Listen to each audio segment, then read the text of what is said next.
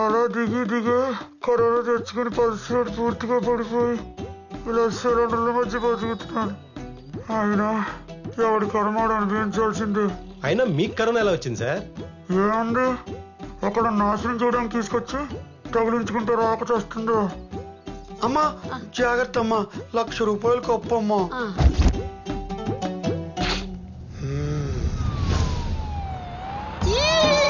వచ్చేసా.